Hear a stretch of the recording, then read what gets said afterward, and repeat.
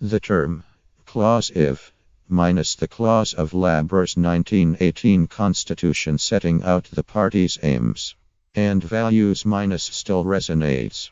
More than 20 years after Tony Blair persuaded Labour to change it, Clause V has always been less iconic.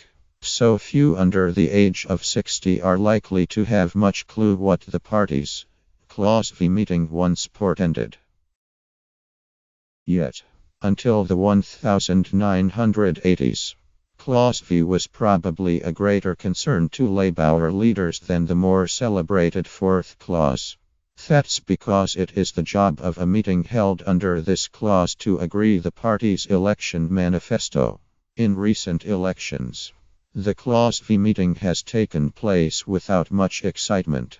Yet in the 1970s and early 1980s, they were immense internal battles. In the Tony Benn era, the meeting was a climactic moment for efforts by the Labour left, which tended to control the party executive, to shape a more radical manifesto than most MPs, and the party leader in particular, wanted. It was axiomatic for Mr. Benn and his followers that MPs and the party leader should be expected to follow the manifesto drawn up by the executive on behalf of the party. Even today, the party still has a Clause V, of which Section 4 lays out the rules for agreeing the manifesto when the party is in opposition. As now, the meeting is attended by the Labour National Executive Committee, the Shadow Cabinet, officers of the Backbench Party and the heads of the National Policy Forum. Its job is to decide which items from the party program shall be included in the manifesto. The 2017 Clause V meeting is scheduled to take place on 11 May. It now seems clear that this SRU meeting will be the most contentious and hard-fought since 1983.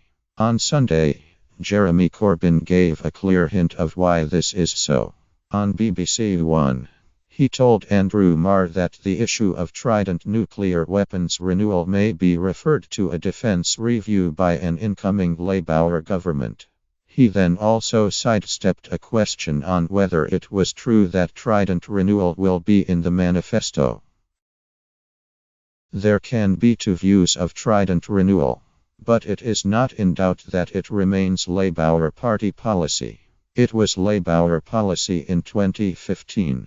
Then, after the majority of Labour MPs voted for it in Parliament last summer, Labour's conference in Liverpool last September approved a report that again backed the UK's existing continuous at-sea nuclear deterrence stance.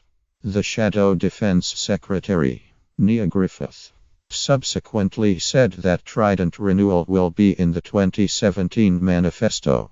On Sunday, after Mr. Corbyn's interview, Labour issued a statement saying, "The decision to renew Trident has been taken and Labour supports that."